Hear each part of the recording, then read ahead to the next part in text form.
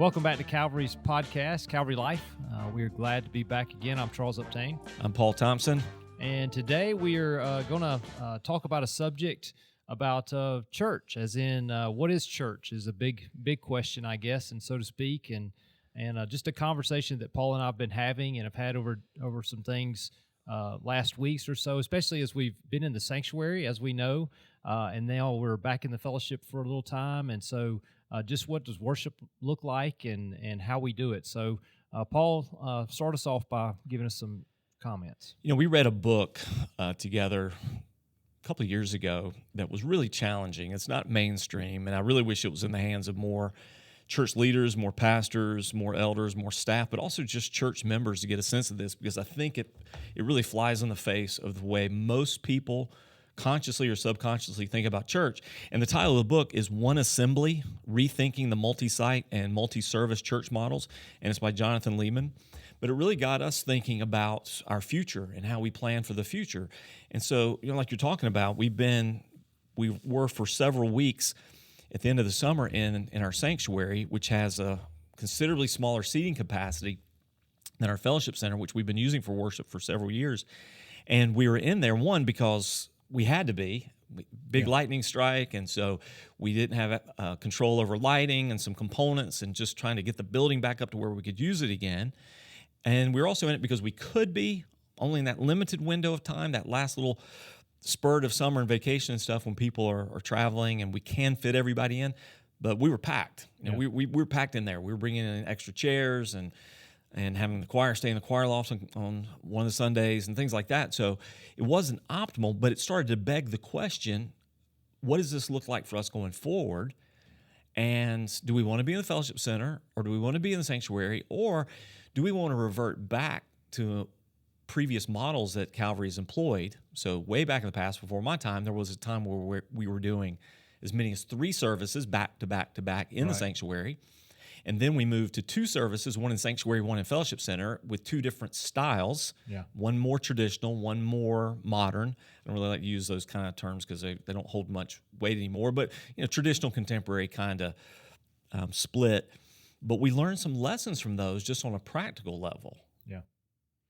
Yeah, and in fact, you know, and that's kind of what I heard. You know, even in these last few weeks, I've heard some people ask, well, why couldn't we just stay in the sanctuary and add a service, you know, because we like it in the sanctuary, or we can, you know, worship is, you can hear everybody singing in there. It's just something we hear about the sanctuary. And people, of course, love our sanctuary. I heard so many people say, man, this is a beautiful place to worship. And so we get that.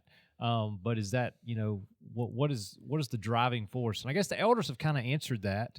What has been our answers from the elders when it comes to worship on Sunday morning? Yeah, let me back up a little bit on that. I mean, we would say we concur, we like it. We know, though, that there are some trade-offs. I mean, let me hit those just for a second. That's not the primary purpose of what we want to talk about today, but we know there's some trade-offs in the building. It's nice in the fellowship center because we've got lots of space, and we've got space for people to get up, move around, greet one another. We've got some good technology in there. We have an enviable screen, I think. That's not the end-all, be-all, but it is a good communication tool. We've got good space out in the foyer area.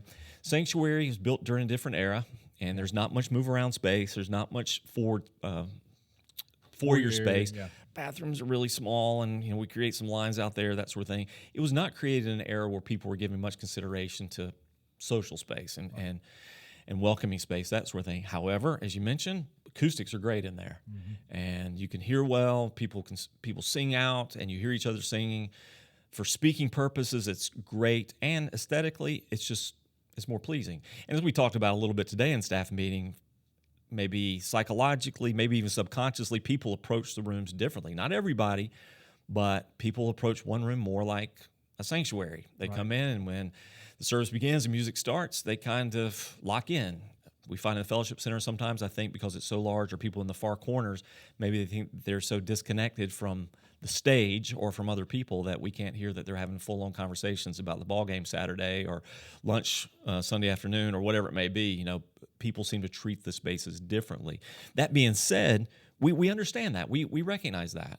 And that's one of the reasons, Charles, I don't know if I'm letting the cat out of the bag, we are doing a seating study in the sanctuary coming up. We're really trying to evaluate what is the long-term potential here in terms of max seating. Without spending tons and tons of money and knocking down walls and things. Are there some things we can do that can increase seating in there? So at least we know what our options are. But back to your question, what the elders have decided over a period of time is, in this sort of triaging these values, or a hierarchy of values here, that our highest value would be, we want to be in one service. Yeah. And I think that, let me stop you there. I think that came from just the feel of, in fact, we went there when we started the Ephesians study, because we really felt like we wanted some unity in the body. Mhm. Would you agree with that? Yeah. And that was kind of the point of that, was let's all get together, worship together, and I think that's been so healthy for the church. But I think it still, even that time, came from a pragmatic, what's best for us at this moment. Absolutely. That's a great point. So back then we're doing Ephesians, and because so much of Ephesians is about the church, just pragmatically speaking, just experientially, we said, wouldn't it be better if the things we say about the church and hear about the church, we all heard together as a church? Exactly.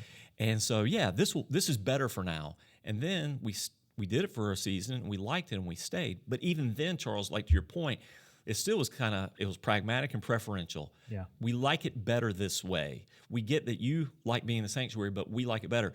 But we've really, God, I think, has moved our thinking on this. And the more we've read and studied and considered, we've moved beyond the pragmatic.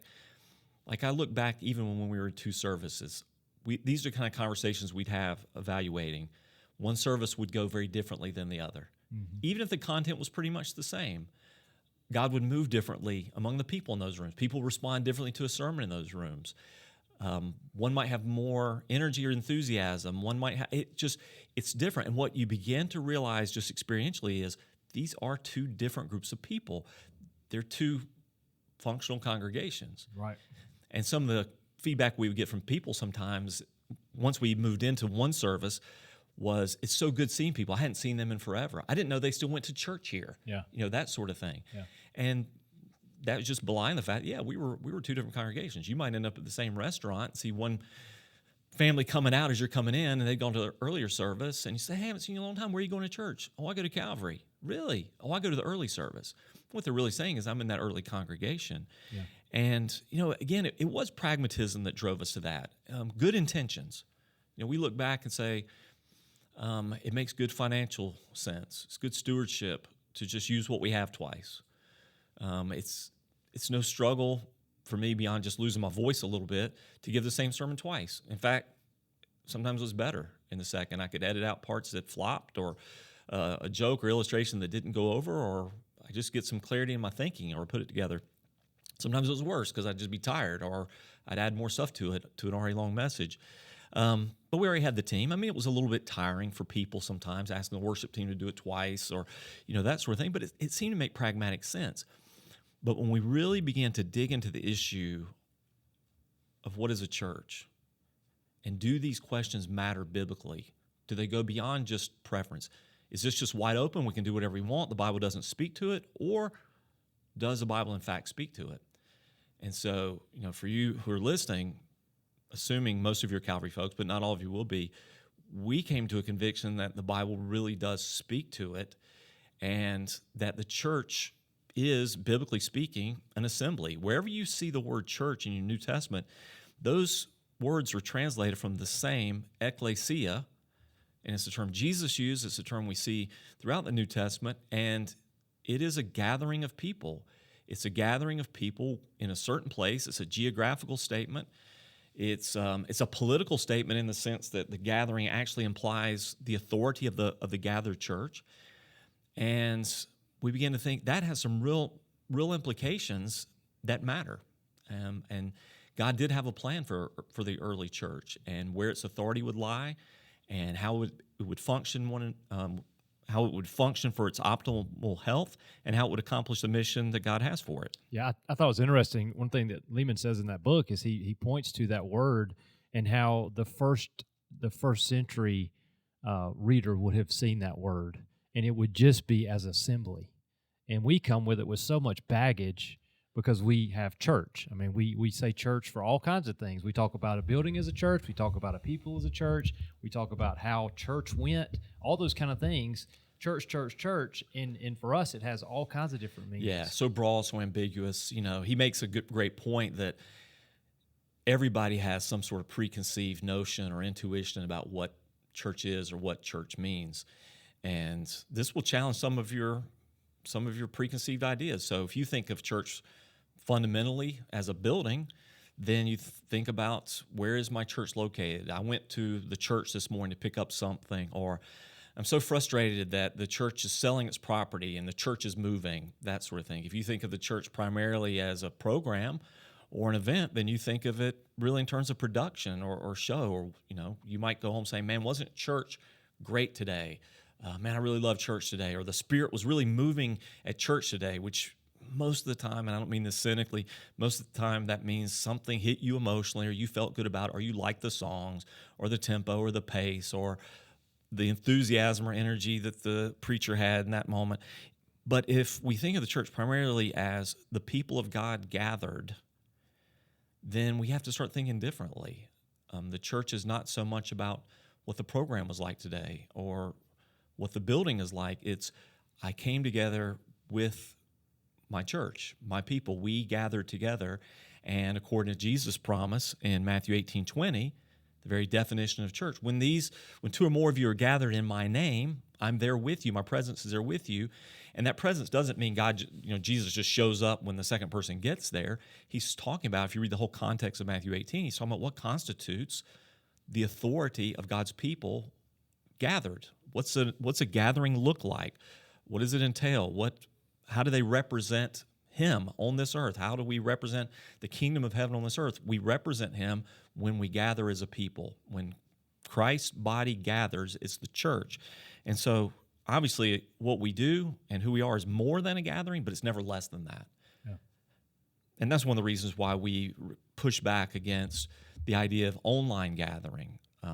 We went through that rough period, which we don't intend to ever repeat, of not gathering for a season. And that gave way in a lot of places, and there's so many articles written, even books written about, it's ushering in the new era of church, and now church is going to be like a commodity. We're in the internet age, we're in the information age, we're in the podcast age, and so church is a commodity that you can just access in whatever way suits you best. And we said, no, that's fundamentally not what a church is. You can't be part of the ecclesia, the assembly, and not assemble. You can't be part of the family and not be at the family gathering. You can't be part of this body and be dismembered from it, located somewhere else. So we don't recognize an online member or an online community. Yeah, we have some sick folks sometimes, or homebound folks sometimes, or some traveling folks sometimes that'll watch the service online, watch the gathered service online. But, that's just a crutch for a difficult time. I couldn't be there. It's not optimal. Lehman's illustration would be something like someone breaking a leg and walking on a crutch. I mean, ideally, my leg's going to heal, and I'm not going to walk on a crutch indefinitely. Well, we offer that for those periods, but it is not a substitute. I don't want to forever be on a crutch. Yeah. I want to get back to what's normal and natural. Yeah, so, when we made that decision, at one point we were broadcasting live, and it was meant to be those who could watch it outside the church, as in anybody could pick it up online. And, we've gone away from that as it being live, and now we just put the sermon out there weekly, so we have those available. But the service itself is held so that those who need it can get it, like you're talking about, that are sick. But we want to project to our membership and to others who would be looking for a church that really our church is the one that gathers together at 10 o'clock at 901 Montezuma. That's our normal, that's the church. I tell you something that I heard them say on one of the Pastors Talk podcasts, and I know Lehman writes a little bit about in this book, that really challenged me, was this very rudimentary understanding of church. So at the core, when you think of the church, and I'm asking you really this question, it's not rhetorical for any of the listeners, when you think of church, do you fundamentally think of the church as the people up front or the people gathered? Because if you think of it as the people up front, that's the guy preaching the sermons, and you get to decide if you like your church based on his abilities or skills or speaking to your needs or whatever, or the guy leading the music or singing, and do I like these songs? Do I like this style? Do I like this pace? Or the people there. That's a very different notion of church than saying the church is all of us gathered together, functioning as a body of Christ, sharing the ordinances together. We're welcoming in people into our fellowship through baptism.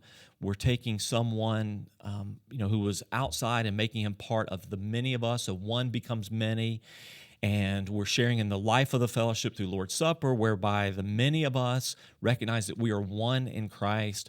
We're exercising loving and necessary church discipline at times for those who reject the teachings of Christ and the expectations of a follower of Christ.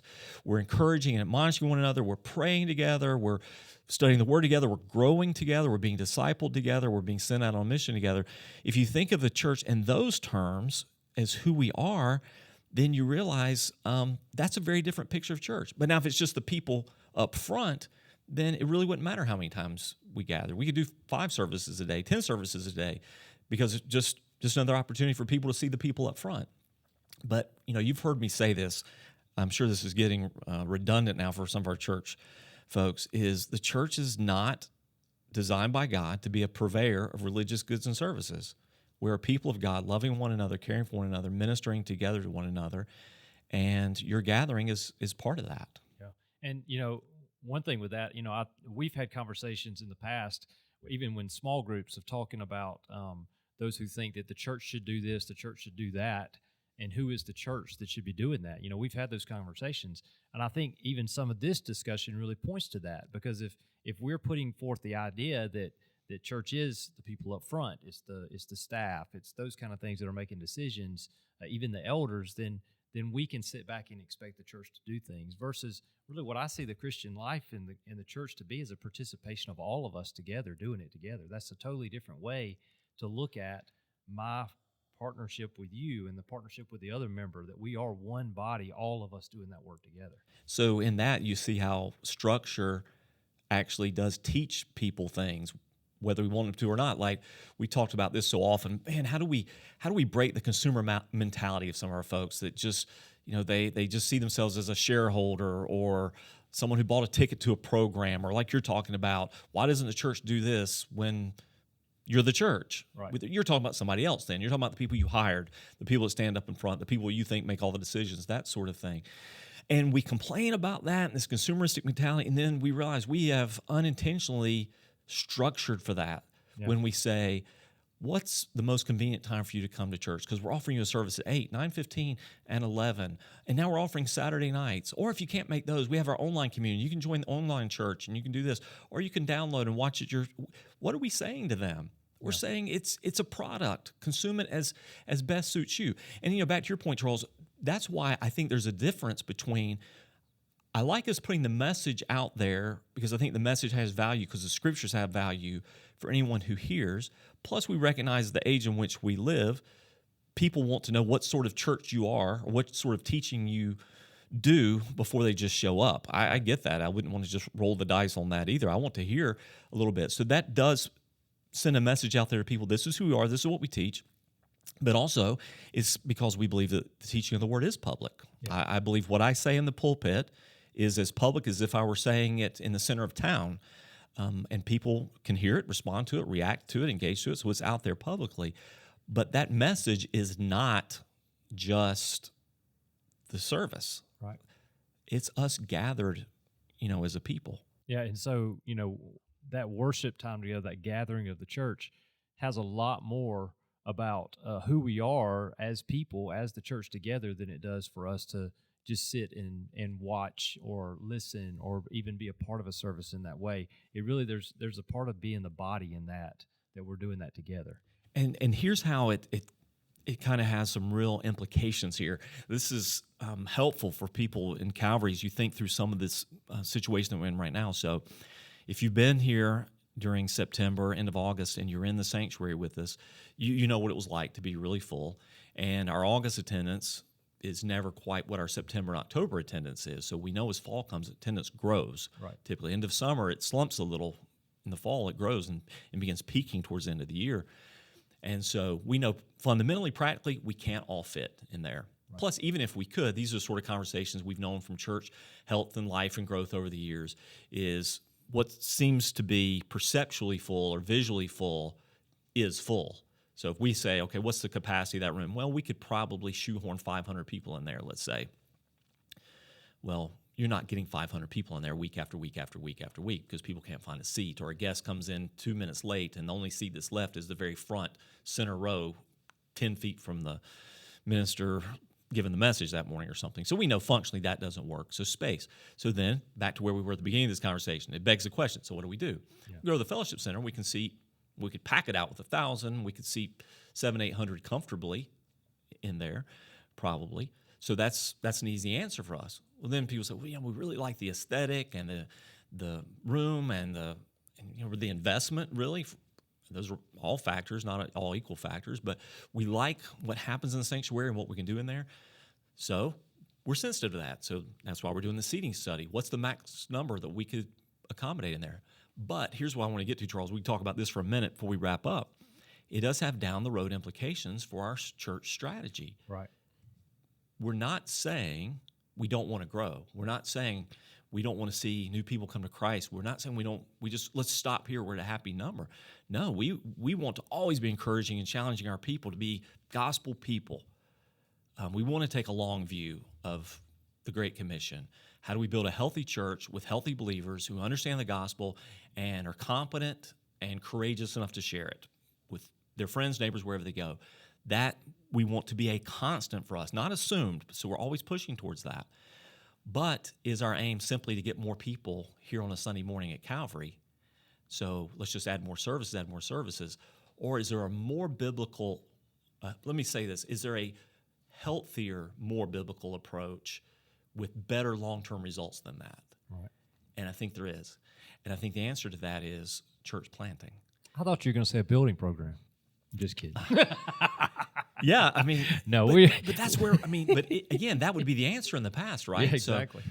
So if we're just going to do one service and we need to build. In terms of kingdom economy, and I think stewardship is a biblical principle, is that the best use of kingdom funds? Yeah. Of course not. We could start a new campaign here. We could raise, I don't know, we could try to raise a couple $1 million. With a couple $1 million, we could probably redo the sanctuary. We could probably knock out the front section of it and take it out to the parking lot and add a few hundred seats. And is that a good use of kingdom resources? And is that a good use of our energies moving forward? I don't think at all it is. Again, I hear the person saying, well, just add another service. It's simple. What if instead we look around us in the Wiregrass and we say, where is God already at work? Where are people already moving? Where's development already happening? Where are healthy, biblically strong churches needed? Where are good churches already but can't reach all that community because of its growth? Where could we be investing outside of this? And ultimately, where are people even coming from? Right, exactly. Yeah, we've got some folks who drive 15, 20, 30 minutes to church. Would it be better to have a healthy work right there where they are? So our direction is this. We want to be healthy and strong. We want to be a center where out of our growth, healthy growth, we can train up new leaders, new people, and send people out. And Lord willing, develop new congregations with a similar DNA, congregations with shared philosophy and biblical values, but congregations that are autonomous, functioning churches, not satellite campuses, not me on a screen or one of our other pastors on a screen, not just franchises of us, but churches that we would help nurture up, help them put things in order, as Paul told Titus, appointing elders and those kind of things, into fully functional, healthy, growing congregations. And so if we start thinking long term in the next 5 to 7 years, would we prefer to see 3 Sunday morning gatherings at Calvary or a healthy, vibrant Sunday morning gathering at Calvary? Even if that means to capacity, and 3 healthy, functioning new church plants, I would 100 times out of 100 take the latter. Yep, exactly. Yeah, it's got to be about the kingdom, about outside of us, and realizing that we do have a max, and even just not even just a worship space. We have a max for life group space and classroom space and parking space and all those things, and it just makes so much more sense to export us to other areas and multiply ourselves like that versus trying to just grow this facility. And one last little element I'll add to that, and again, I hope this kind of gives our folks a little bit of a behind-the-scenes glance at things we talk about and how we think through things, is in the last several years, as part of our trajectory of trying to be healthier and trying to align ourselves as closely as we can with what the Scripture teaches and requires and defines as a church, and also what the church has historically done. Part of that was implementation of a plurality of elders, not just pastor-led or staff-led, committee-led or deacon-led, but a healthy plurality of elders. As we've tried to do this in a way that really serves the church best and not just create a board of directors or a board of advisors, that sort of thing, but really a shared pastoral ministry team across the spectrum, lay people and paid staff people, but a healthy plurality of elders. One of our realizations was if we're going to do this right and well and really care for our people, we need more elders. We're going to need more to do this. We're not just trying to get the strongest leaders or the best minds in place in a room to make decisions. We're trying to really care for our people. And, that's a real challenge. And you begin to realize there are some trade-offs.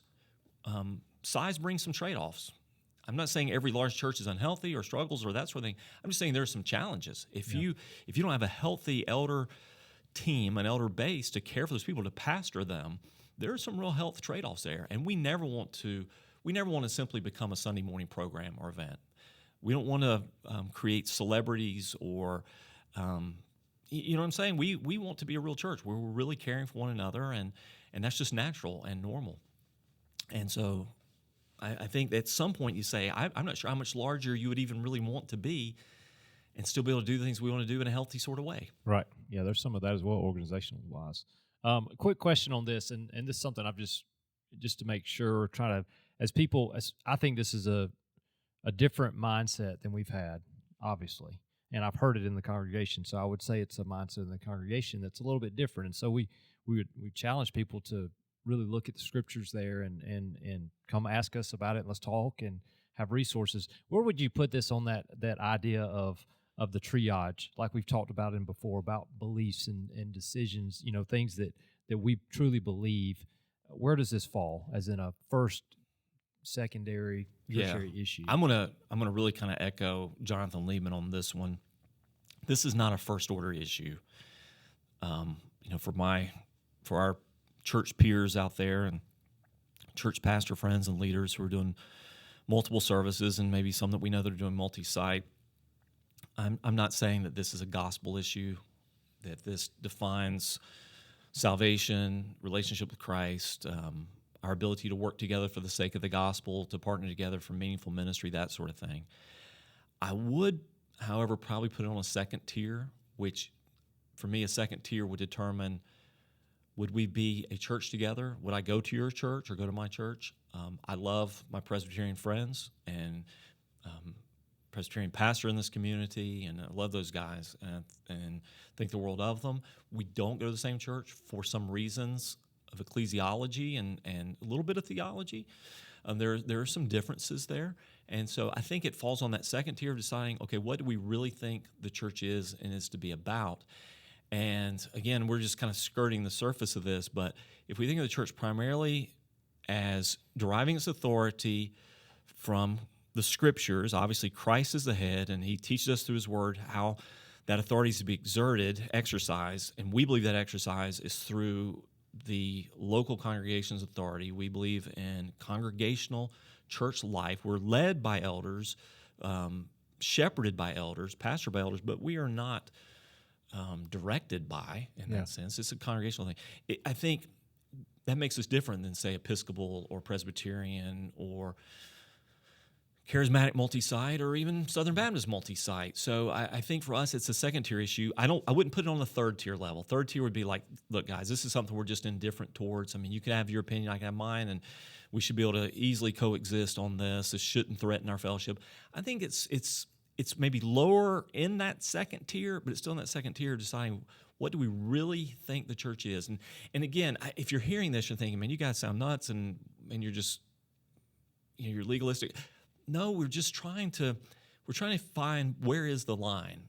And if we think there's a line here that what's healthiest and best over the long term is a healthy congregation of people who see their identity together, who are committed to each other, and who will protect the gospel together, promote the gospel together as a people that they feel a kinship to. This is my church. These are my people.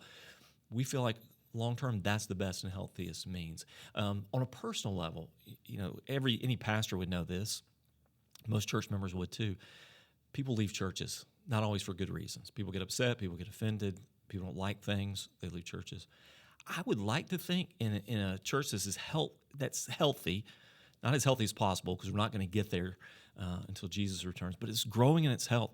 I would like to think that even if you disagreed with something that church leadership decided, or if you didn't like the personality of the worship leader, or maybe you had a conflict or something with the pastor who does primary teaching, I would like to think that none of those things would shake you away from your church family because you'd be so connected to those people that you say, these are my people, and that leaving your people would be a genuinely tough decision. Yeah. And I would like to think that would even weigh into my decision to take another job in another town, to move cities, because, man, that's going to be hard leaving my people. I'd like to think that would be one of the things that our people would struggle with in a good way. Yeah. Man, I'm really going to miss my church. Not the show, not the program, not the people up front, not the facilities and things, but that body of believers that I'm connected to and committed to. And as I move into another city or place, I'm going to do all that I can to find another place like that. Yeah. I think some of this about that one assembly kind of idea, something of it's hard for us to maybe describe because I think there's a spiritual nature to that.